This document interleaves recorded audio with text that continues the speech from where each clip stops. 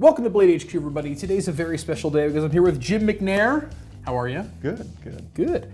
Jim is the lead industrial designer over at Kershaw, and we're going to learn from him today about the process of knife design, from idea to cutting tool, and we're going to do it all in the context of the extremely popular Livewire. Let's do it.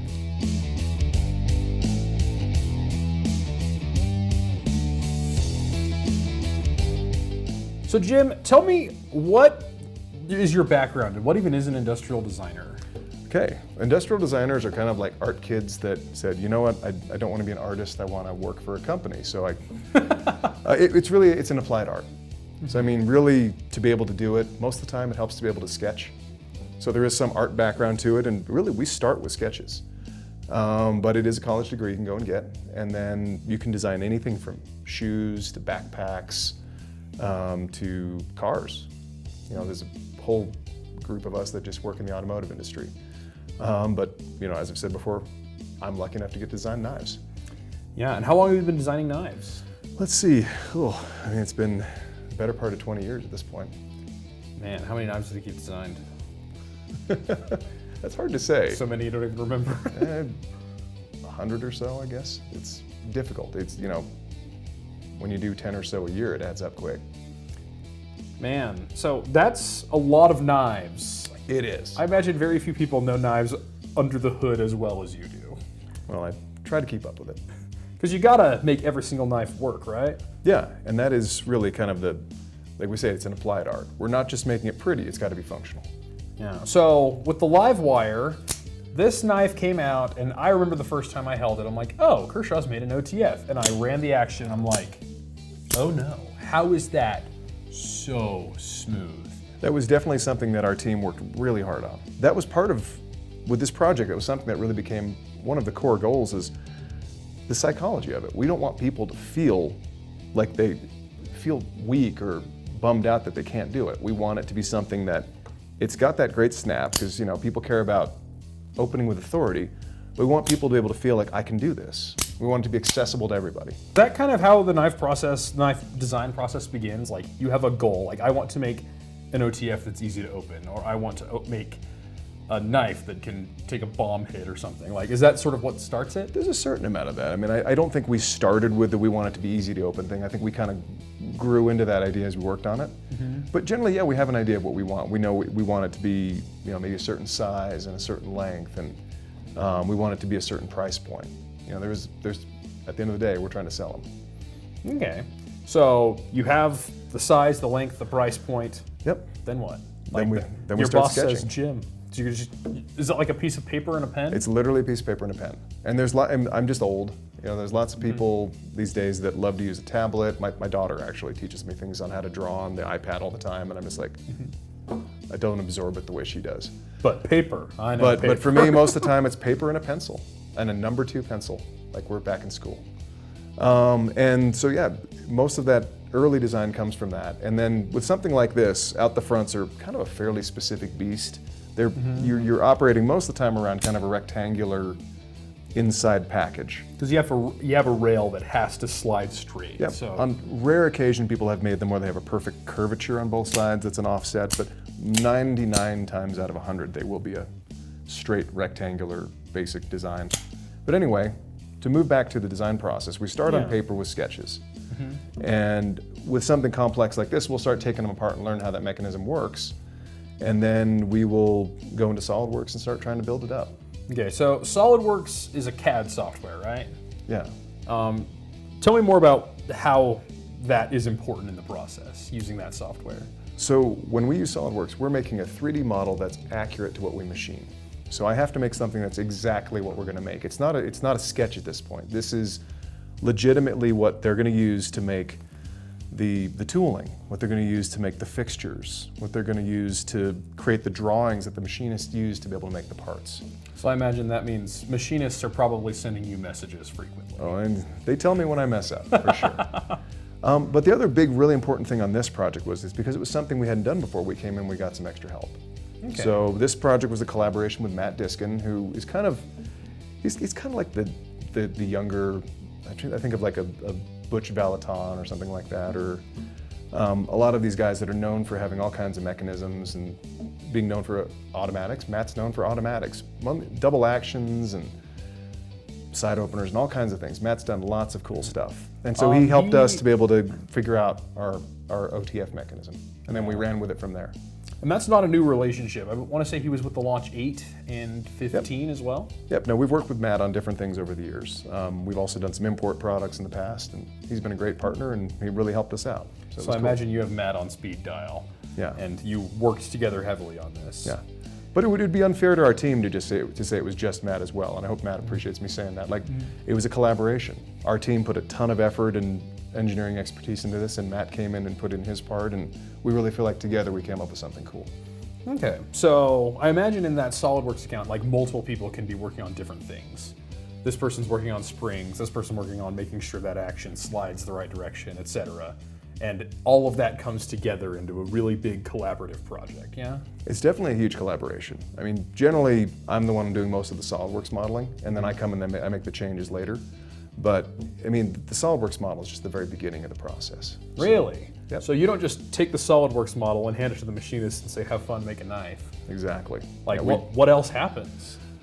So from there, we review it with the production team, and they tell us, well, this corner maybe we need a bigger radius in it because we don't want to use the tiniest cutter in the world to make that, or this is too thin here, you need to thicken it up. There's a lot of that turning the design into reality.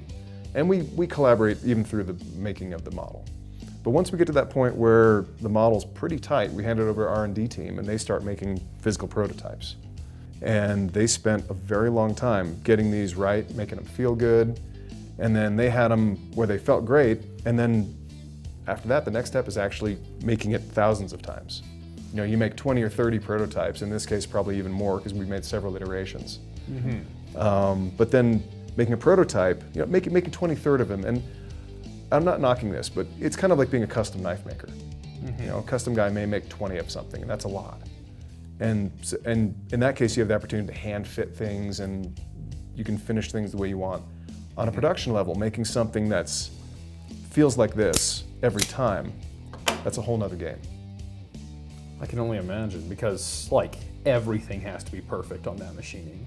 And to that effect, I imagine when you took that first design to the R&D team, they designed something, they hand it back to you, and there's probably like, oh, maybe it didn't lock up right, maybe it was a little hard to run, maybe it kept binding up at this angle, and then the whole team, why try and fix it back to R&D? How many times do you have to make that lab? Our head of R&D, I know, I think we took a few years off his life with this project. It just,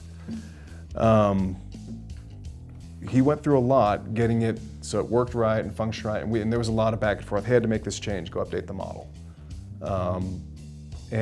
But what he came up with in the end was very close to what you have here. The biggest thing was to make it consistent. We had to focus a lot on some of the fine details. And that's something that our production team really took and ran with. Okay, so where does the production team fit in? Like, are they the ones who are making those fine detail things to make it all polish up nicely? The prototype is generally 99% of what we're going to do, maybe 95. I mean, it's hard to put a number on it, but it's very close. And the production team honestly won't accept it unless it's very close to what we intend to produce.